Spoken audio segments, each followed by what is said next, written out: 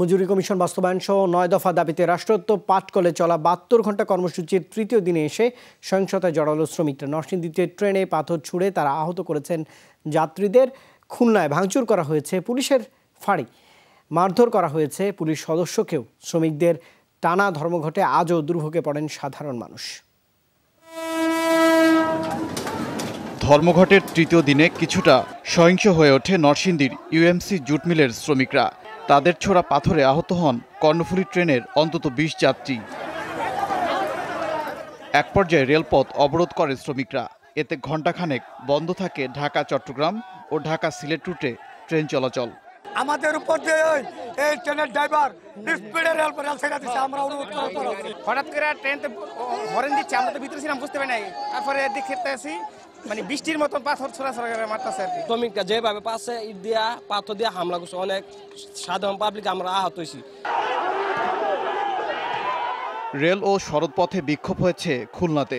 এ সময় ছবি তোলাকে কেন্দ্র করে এক পুলিশ সদস্যের ওপর চড়াও হয় শ্রমিকরা। ভাঙচুর করা হয় পুলিশ ফাঁড়ি ও যানবাহন, মারধর করা হয় পুলিশ সদস্যকে।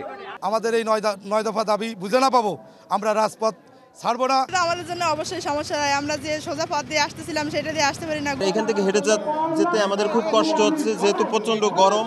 ৯ দফা দাবিতে বিক্ষোভে নামেন চট্টগ্রামের আমিন জুট মিলের শ্রমিকরাও। তারা যান চলাচলে প্রতিবন্ধকতা সৃষ্টি করেন। অবরোধ করা হয় নাজিরহাটগামী ট্রেন। এতে দুর্ভোগে পড়েন সাধারণ মানুষ।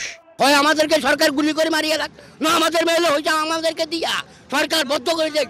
এটা তো আমাদের কোনো তো ভুল নাই, তাদের ভুল তাদেরকে সমাধান করতে হবে। আমাদের অফিস টাইমে দেরি হয়ে যাচ্ছে, আমাদের ঠিকমতো টাইম মতো অফিসে পৌঁছাতে পারতেছি না।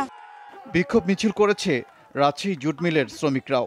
এক পর্যায়ে তারা অবরোধ করে ঢাকা রাজশাহী মহাসড়ক। পরে সেখানে ২ ঘণ্টা সমাবেশ করে শ্রমিকরা। ৯ সপ্তাহের বিল নাই, মেলে ৩ মাসের বেতন নাই।